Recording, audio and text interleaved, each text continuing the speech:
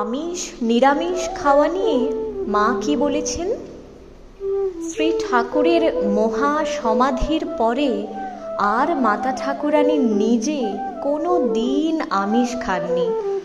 পরবর্তীকালে এই দেখে তার বহু ভক্ত সন্তানও নিরামিষাশী হয়েছিলেন।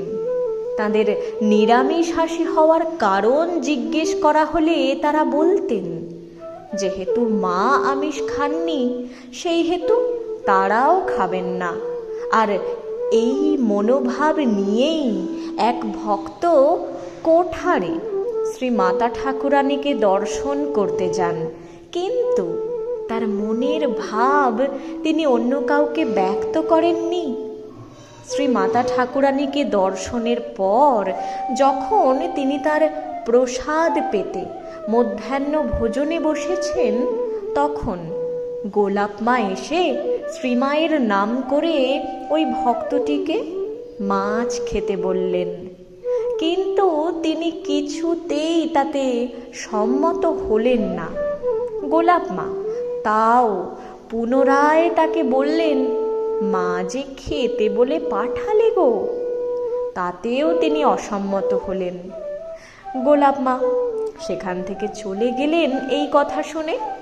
তার পরক্ষণেই সারদা মা এসে স্বহস্তে দুটি বড় বড় গলদা চিংড়ি সেই ভক্তটির পাতে দিয়ে বলে গেলেন, যা বলবার আছে বিকেলে বলো, এখন খাও।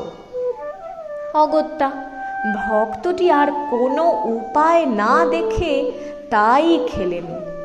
বিকেলে যথাসময়ে শ্রী মা ভক্তটিকে খিড়কি মহলে ডেকে পাঠালেন। তাদের মধ্যে যেরূপ কথোপকথন হলো তা এই রকম। শ্রীমা বললেন, মাছ খাওয়া ছেড়ে দিয়েছ? ভক্ত বললেন, আপনি কেন খান না? মা গম্ভীরভাবে বললেন, আমি কি এক মুখে খাই? তুমি কি তাই মনে করো? বোকামি করো না। মাছ খাবে, আমিষ খাবে, খুব খাবে। আমি বলছি খাবে। আমার সন্তানেরা কেউ নিরামিষ খাবে না। খাবে, দাবে, ফুর্তি করবে, বাকিটা আমি দেখব। সেই অবধি ভক্তটি আজীবন আমিষাশী ছিলেন।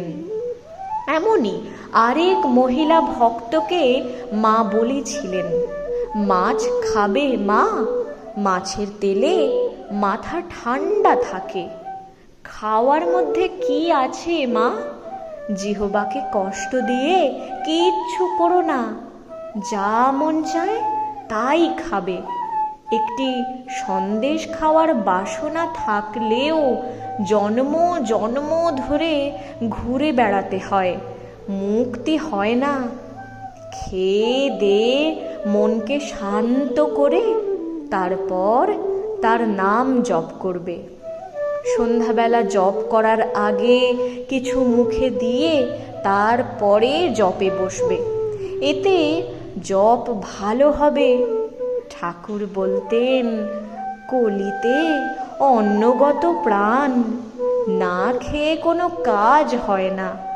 তাই বলছি, শরীরের যত্ন নেবে, খাওয়া দাওয়া করে দেহ মন শীতল করে তাকে ডাকবে। জয় মা। এই তথ্য পেলাম মিনু চক্রবর্তী মহাশয়ার থেকে।